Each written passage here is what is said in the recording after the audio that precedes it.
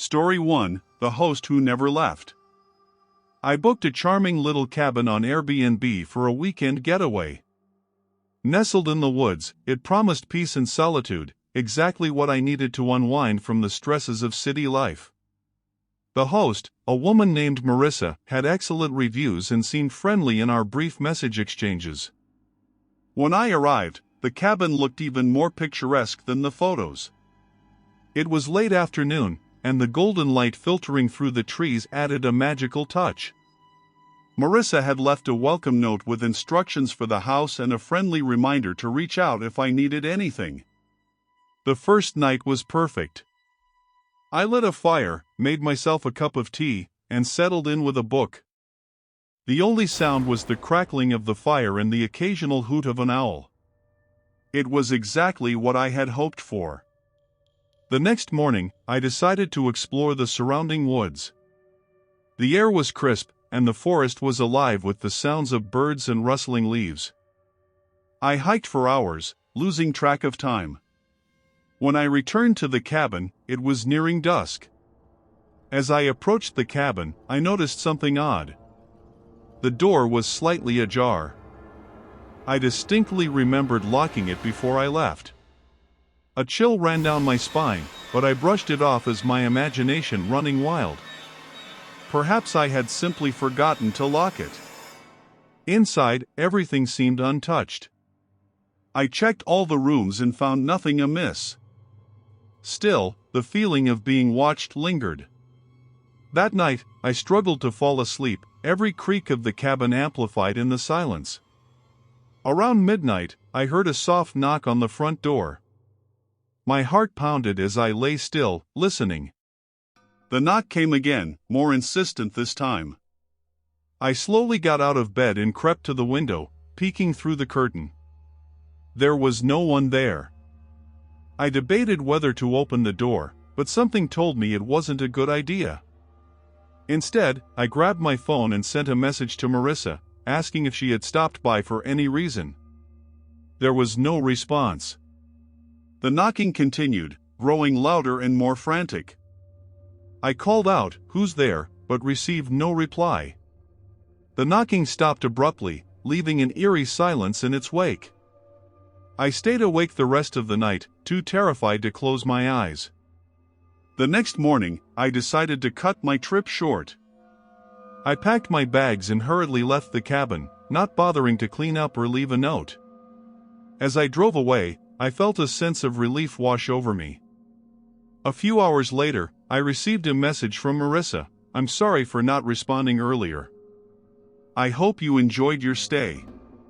I see you checked out early. Is everything okay?" I hesitated before replying, unsure of how to explain what had happened. Eventually, I told her about the knocking and the door being open. She responded quickly, her tone suddenly serious. "I'm so sorry.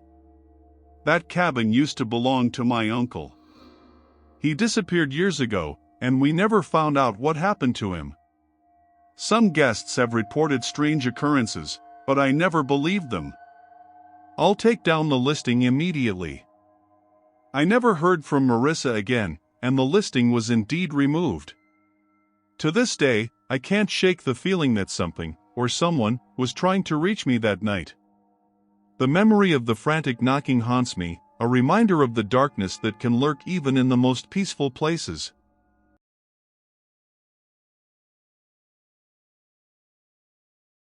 The Hidden Room. I was traveling for work and decided to try Airbnb for the first time. I found a lovely apartment in the heart of the city, close to my conference venue. The host, Alex, had great reviews and the place looked perfect for my needs. When I arrived, Alex greeted me warmly and gave me a quick tour of the apartment. It was clean, modern, and had all the amenities I could ask for. He handed me the keys and told me to make myself at home. After he left, I unpacked and settled in. The first night went smoothly. I cooked dinner, watched some TV, and then went to bed early to be well rested for my meetings the next day. The apartment was quiet, and I slept soundly. The next evening, after a long day of presentations and networking, I returned to the apartment exhausted. As I was getting ready for bed, I noticed something odd in the hallway. A small, nearly invisible door that I hadn't seen during Alex's tour. It was tucked away in a corner, painted the same color as the walls, almost like it was meant to be hidden. Curious, I tried the handle, but it was locked. I assumed it was just a utility closet or something Alex used for storage. Shrugging it off, I went to bed. In the middle of the night, I woke up to a strange noise. It sounded like a faint tapping, coming from the direction of the hidden door. I tried to ignore it, but the sound persisted, growing louder and more rhythmic. Finally, I got up to investigate. The tapping stopped as soon as I approached the door. I pressed my ear against it, but heard nothing. Annoyed and a little creeped out, I went back to bed. Just as I was drifting off, the tapping started again, louder this time. Frustrated, I sent a message to Alex, explaining the noise and asking if he knew what it could be. He didn't respond right away, so I tried to sleep, but the tapping continued intermittently throughout the night. The next morning, I checked my phone and saw a reply from Alex. "I'm so sorry about the noise. That door leads to a small storage room. There shouldn't be anything making noise in there. I'll come by later today to check it out." Feeling somewhat reassured, I went about my day. When I returned to the apartment that evening, Alex was waiting for me. He seemed uneasy as he greeted me and headed straight for the hidden door. He unlocked it and swung it open. The room inside was small and cluttered with boxes and old furniture. Alex searched around but found nothing that could explain the tapping. He apologized again and assured me it wouldn't happen again. That night, the tapping started once more. This time, it was accompanied by a faint whispering. My blood ran cold as I strained to make out the words. It sounded like a child's voice, repeating the same phrase over and over, "Let me out." Panic set in. I grabbed my phone and called Alex, my hands trembling. He answered groggily, and I quickly explained what was happening. He sounded genuinely shocked and promised to come over right away.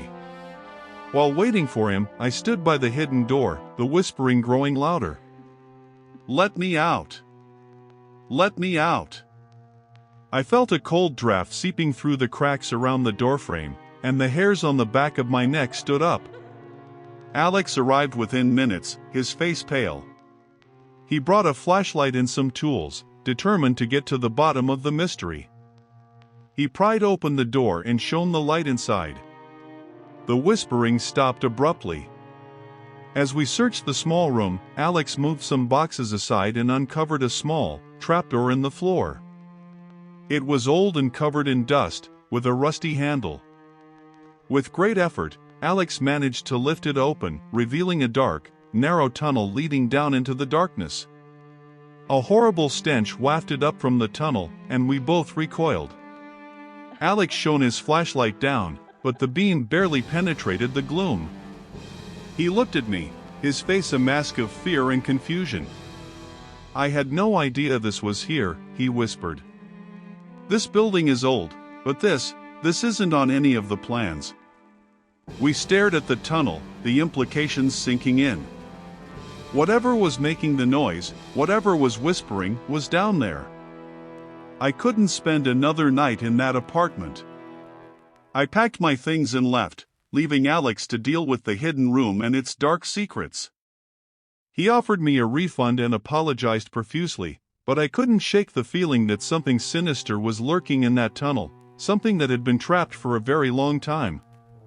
To this day, I wonder what we would have found if we had dared to explore further.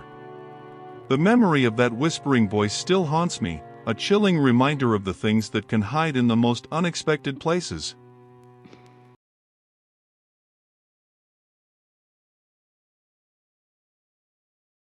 Story 3. The Watcher. My friends and I decided to rent a large house through Airbnb for a weekend getaway. We found a beautiful, old Victorian mansion in a small town, perfect for our group of 8. The pictures looked amazing, and the reviews were all positive, praising the house's charm and the host's hospitality. We arrived on a Friday evening, excited to start our weekend. The host, Mr. Thompson, met us at the door. He was an elderly man, friendly and welcoming. He gave us a quick tour of the house, pointing out the various rooms and amenities. The mansion was even more impressive in person. High ceilings, ornate woodwork, and antique furniture gave it a timeless elegance. We settled in, unpacked, and decided to explore the town before it got too late. When we returned, the sun was setting, casting long shadows across the property. The house seemed to take on a different character at night, its large windows and darkened rooms giving it an eerie atmosphere. We brushed off our unease and decided to make dinner. As we were cooking, one of my friends, Emily, mentioned feeling like she was being watched. We laughed it off, teasing her about ghosts and haunted houses. But as the night wore on, the feeling of being watched spread among us. After dinner, we gathered in the living room to play some board games. The large room was dimly lit by an antique chandelier, and the flickering light added to the spooky ambience. As we played, I kept catching glimpses of movement out of the corner of my eye, but whenever I turned to look, there was nothing there. Around midnight, we decided to call it a night. The house had 7 bedrooms, so we had plenty of space. I chose a room on the 2nd floor, with a large window overlooking the garden. The bed was comfortable and I was exhausted, but sleep didn't come easily. In the middle of the night, I woke up to a strange sensation. Felt like someone was watching me. I turned on the bedside lamp and looked around, but the room was empty. My heart pounded as I got up and checked the hallway. It was silent and still. I went back to bed, trying to convince myself it was just my imagination. But as I lay there, I heard a faint creaking sound, like footsteps on the wooden floorboards. They seemed to be coming closer, stopping right outside my door. I held my breath, waiting, but nothing happened. The next morning, I mentioned the incident to my friends over breakfast. To my surprise, several of them had experienced similar things. Strange noises, feelings of being watched, and even seeing shadows move in the hallways.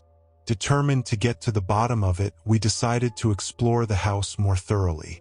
We started in the attic, a large, dusty space filled with old furniture and boxes. As we searched, we found a stack of old photographs and letters. They belonged to the previous owners, a family who had lived there in the early 1900s. One photograph caught my eye. It showed a man standing in front of the house, his face stern and unsmiling. Something about his eyes sent a chill down my spine. Emily, who was standing next to me, gasped and pointed to the corner of the photograph. There, barely visible, was a shadowy figure standing in the window of what was now my bedroom. We showed the photograph to Mr. Thompson, who had stopped by to check on us. His expression grew serious as he examined it. "That's the original owner of the house, Mr. Whitaker," he said. "He was known to be very protective of his property. Some say his spirit still watches over the house." We laughed nervously, but Mr. Thompson's words stayed with us. That night, the feeling of being watched was stronger than ever. I tried to ignore it, but sleep was elusive.